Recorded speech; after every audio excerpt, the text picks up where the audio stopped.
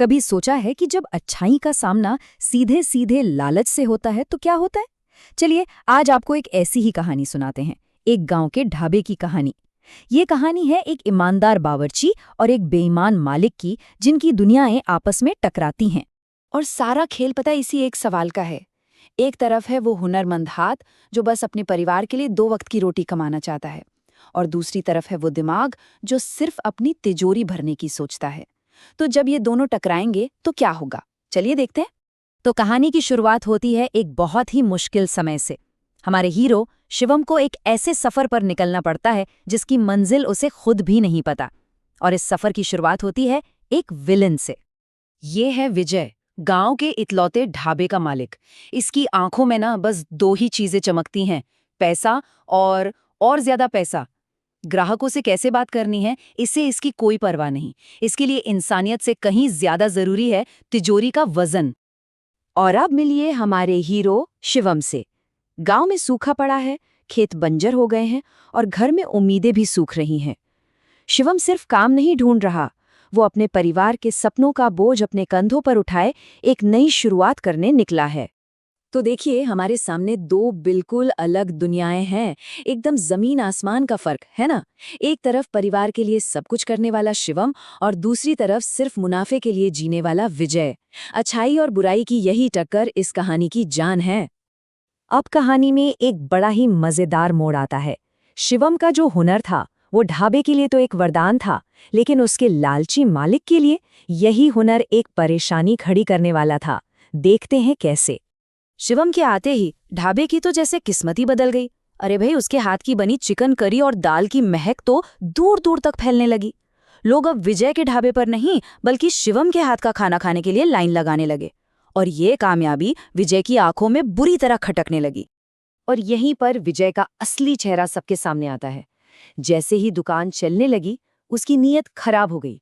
ज्यादा मुनाफे के चक्कर में वो शिवम से कहता है कि ग्राहकों को बासी खाना खिलाओ। ये शिवम के लिए सिर्फ एक हुक्म नहीं था, ये तो सीधे सीधे उसके उसूलों पर, उसकी ईमानदारी पर हमला था। और यहीं से असली लड़ाई शुरू होती है। तो जब विजय को समझ आ गया कि शिवम उसकी बेईमानी में साथ नहीं देगा, तो उसने शिवम और उसके हुनर को काबू में करने के लिए एक बहुत ही गिरी हुई चाल चली। जरा सोचिए, विजय की साजिश कितनी गहरी थी। वो शिवम को सिर्फ दबाना नहीं चाहता था, वो उसे तोड़ना चाहता था। पहले तो महीनों तक तनख्वाह रोकी, फिर एक साथ पैसे देके रास्ते में लुटवा दिया।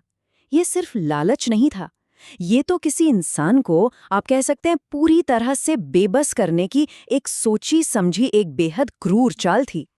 और यहीं से कहानी में शक का बीज पड़ता है। जब दूसरी बार लूट हुई तो शिवम के दिमाग की बत्ती जली। उसने सोचा, यार, इन चोरों को मेरा नाम कैसे मालूम, और उन्हें ये कैसे पता चला कि आज ही मेरे पास इतने पैसे हैं। और तब धीरे धीरे उसे एहसास होता है कि चोर कोई बाहर का नहीं बल्कि कोई अपना ही है। लेकिन इस बार शिवम चुप बैठने वालों में से नहीं था। उसने अपनी पत्नी रानू के साथ मिलकर सच्चाई को सबके सामने लाने और असली अपराधी को रंगे हाथों पकड़ने के लिए एक जबरदस्त प्लान बनाया। पर सवाल तो यही था कि आखिर वो ये करेगा कैसे। मतलब उसके पास कोई सबूत तो था नहीं, बस एक शक था। और दूसरी तरफ था विजय, गांव का अमीर ताकतवर आदमी। ऐसे में एक सीधा साधा बावर्ची उसकी सच्चाई सबके सामने कैसे लाता? और इस मुश्किल सवाल का जवाब था एक बहुत ही साधारण सी चीज में। रानू के प्लान का सबसे बड़ा हथियार था लाल स्याही का एक छोटा सा पैकेट। सोचिए, बस एक छोटी सी चीज जो इतनी बड़ी साजिश का पर्दाफाश करने वाली थी। और अब हम पहुंचते हैं कहानी के सबसे अहम पड़ाव पर, गांव की पंचायत में। यहाँ सिर्फ इंसाफ नहीं होगा, बल्कि कहानी एक ऐसा मोड़ लेगी जिसकी किसी ने उम्मीद भी नहीं की होगी। विजय अपनी आखिरी और सबसे गंदी चाल चलता है। वो उल्टा चोर कोतवाल को डांटे वाली कहावत को सच कर देता है। वो खुद पंचायत बुलाता है और सबके सामने शिवम पर ही चोरी का इल्जाम लगा देता है। उसका इरादा बिल्कुल साफ था, शिवम को हमेशा के लिए अपने रास्ते से हटा देना। लेकिन इस बार शिवम तैयार था। जैसे ही विजय उंगली उठाता है, शिवम की आवाज पूरी पंचायत में गूंजती है। वो पलटकर सीधा विजय की तरफ इशारा करता है और कहता है, चोर मैं नहीं, असली चोर तो ये है। और सबूत? सबूत कहीं और नहीं, विजय के अपने हाथों पर था। पैसों पर जो लाल स्याही लगी थी वो अब उसके हाथों पर अपना रंग छोड़ चुकी थी। ये एक ऐसा दाग था जिससे कोई झूठ, कोई बहाना नहीं मिटा सकता था। विजय का भांडा फूट चुका था। और फिर पंचायत ने अपना फैसला सुनाया। विजय के लालच की सजा ये तय हुई कि उसका ढाबा उससे छीनकर शिवम को दे दिया जाएगा। अब यहाँ लगता है चलो भाई कहानी खत्म, इंसाफ हो गया। पर रुकिए, लेकिन कहानी का असली क्लाइमैक्स तो अब आया था। जब सब लोग विजय को सजा मिलते देख रहे थे, शिवम ने कुछ ऐसा किया जो किसी ने सोचा भी नहीं था। उसने चुना माफी को। उसने पंचायत से कहा कि 2 महीने बाद विजय को उसका ढाबा वापस लौटा दिया जाए, क्योंकि उसके लिए न्याय का मतलब बदला लेना नहीं था। उसके लिए न्याय का मतलब था अपने उसूलों पर, अपनी अच्छाई पर टिके रहना। और ये कहानी हमें इसी एक बड़े सवाल के साथ छोड़ जाती है कि सच्चा न्याय आखिर है क्या, सजा देना या माफ कर देना।